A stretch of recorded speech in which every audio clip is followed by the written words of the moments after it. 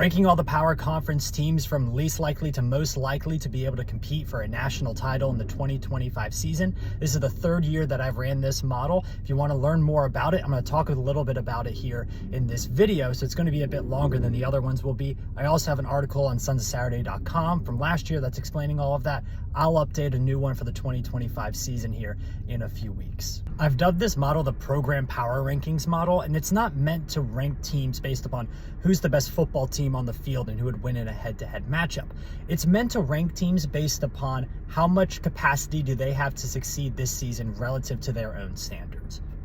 By doing this, you're able to see some teams who have the ability to kind of jump out of nowhere and have a really good season, while also capturing those really good programs like Georgia, LSU, Alabama, Ohio State, who might be able to be at the peak of their powers this season, or which ones might have a little bit of a down year. Again, I'll explain more about what goes into this model in an article on sonsofsaturday.com, but for now, let's get to the last place team in the power conferences. Number 67 out of 67 and number 126 out of 136 FBS programs, the Purdue Boilermakers. Purdue had an abysmal season last year, and that is really what's leading to a lot of this. And they had a ton of roster turnover, maybe more than anybody in the country. They had 52 incoming transfers, and we'll get to that in a second. But as far as their regime plus, which is a little bit tongue-in-cheek naming on the metric for me, they get a 0 out of 1. They have nothing going there in terms of continuity. They're going to have a real issue building this program up in the really tough Big Ten. In returning production, they're number 121 out of 136 based on my metrics. They did a complete roster turnover, so this is not maybe a bad thing for them, but it's certainly not a plus either. For high school recruiting, Purdue comes in at number 66 in the country. They have not done a great job over the past two cycles really bringing in a lot of high-quality talent, and the ones that they have left the door. So Purdue doesn't have a ton of talent they've built from the high school levels. They have gotten some good players in the transfer portal, though. A lot of these incoming transfers are from Power 4 conferences. You have guys from Georgia, Virginia Tech, really good programs and really good players who have played a lot of Power 4 football. I think that will help them a little more than people think this year.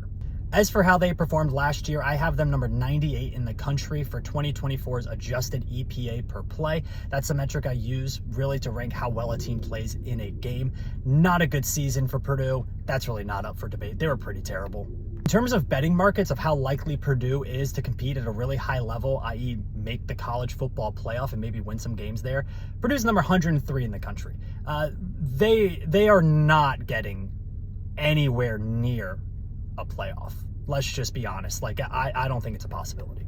The one good thing that Purdue might have is strength of schedule. Now, I have them at number 93 in the strength of schedule market, which number 1 being the easiest. They do have the second easiest in the Big Ten, though. So they do have that going for them. This season could be a lot worse. I think Purdue could upset a few teams, but more than likely, this is a 3, maybe 4-win team that's going to really struggle. I think this program is 3, maybe 4 years away from really competing with the middle of the pack in the Big Ten. Overall, out of a possible 120 points, Purdue has 35.65 heading into the 2025 season. That's why they are just so low. This program is so far away from being able to compete, even in their own conference and let alone at a national scale. I do think Purdue has the opportunity because they have such a name brand with the school and they do have that Big Ten money.